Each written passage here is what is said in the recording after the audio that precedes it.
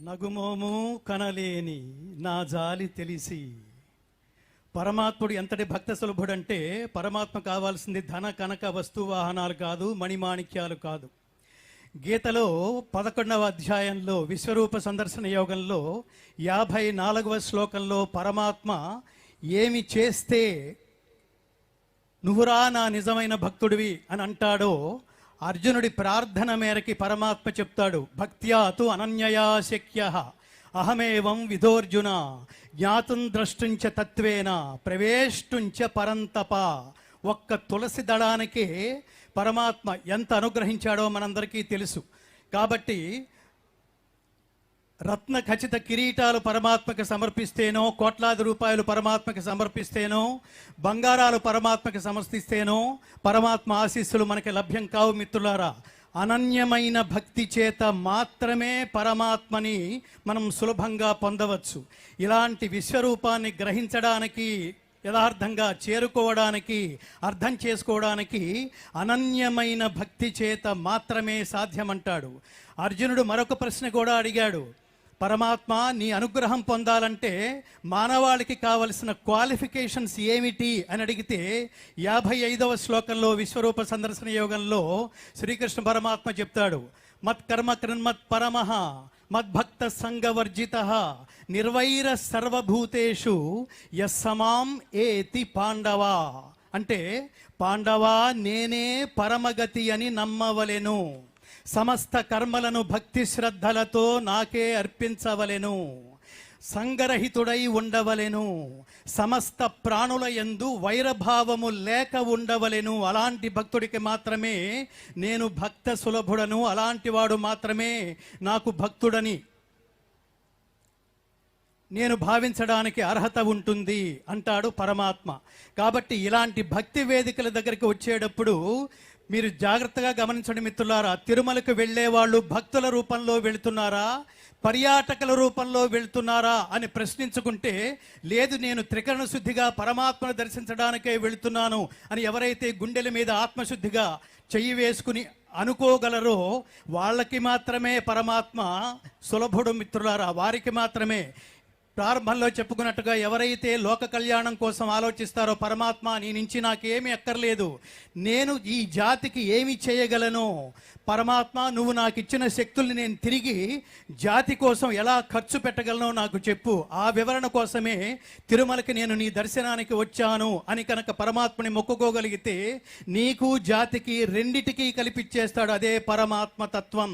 భక్త్యా తు అనన్యయా శక్యః అహమేవం విధోర్జున జ్ఞాతుం ద్రష్టుంచ తత్వేన ప్రవేష్టుంచ పరంతప. ఒక్కసారి భగవద్గీత చదువుతుండండి మిత్రులారా. నేను ఎప్పుడో ఒక విషయం చెప్తుంటాను. ఆంధ్ర తెలుగు రాష్ట్రాల్లో పుట్టినందుకు ఒక పోతన పద్యం, భారతదేశంలో పుట్టినందుకు ఒక భగవద్గీత శ్లోకం మనం నేర్చుకోకపోతే భారతీయుడుగా, తెలుగువాడుగా మన అస్తిత్వాన్ని మనం ప్రశ్నించుకోవాల్సిన దుస్థితిలో ఉన్నట్టు లెక్క. ఇలాంటి కళ్యాణాలకి వచ్చి తిరిగి వెళుతూ ఏం నేర్చుకున్నాం అన్నది కనుక మనం ప్రశ్నించుకుంటే చాలా గొప్ప ఆధ్యాత్మిక శక్తిని మనం చేకూర్చుకోవడం, సమకూర్చుకోవడంతో పాటు ఈ దైవజ్ఞుల ఆశీస్సులు పరమాత్ముడి సమక్షంలో మనందరికీ అందించడంతో పాటు తిరిగి లోకానికి కూడా మనం చేయవలసినంత చేయాలి. Give back to the society అంటే అర్థం ఇదే మిత్రులారా. ఇలాంటి విశేషమైన కార్యక్రమాన్ని ఏ మహాత్ముడి సంకల్పం వల్లైతే ఈరోజు మనం వీక్షించగలుగుతున్నామో కన్నుల పండుగగా, ఆ మహానుభావుడి పేరే మాన్య ముఖ్యమంత్రి వర్యులు శ్రీ నారా చంద్రబాబు నాయుడు గారు. మీరందరూ ఇక్కడ ఒక్కసారి మీ ఆత్మశుద్ధిగా కరతాళధ్వనులతో చంద్రబాబు నాయుడు గారికి మీరు స్వాగతం పలకవలసిందిగా, మీ కరతాళధ్వనులతో వారిని ఆశీర్వదించవలసిందిగా, పరమాత్మ ఇచ్చిన శక్తుల్ని మరింత రెట్టించిన ఉత్సాహంతో స్వర్ణాంధ్రప్రదేశ్ విత్ ఇన్ నో టైం స్వర్ణాంధ్రప్రదేశ్ని, మన రాష్ట్రాన్ని స్వర్ణాంధ్రప్రదేశ్గా తీర్చిదిద్దటంలో ఆ మహానుభావుడు ఇప్పటికే తన జీవితాన్ని ప్రపంచానికి, తెలుగు ప్రపంచానికి అంకితం చేసిన నేపథ్యంలో ఇవాళ ఈ విశిష్టమైన కార్యక్రమం అమరావతి ఈ పట్టణంలో, ఈ అమరావతి వేదికగా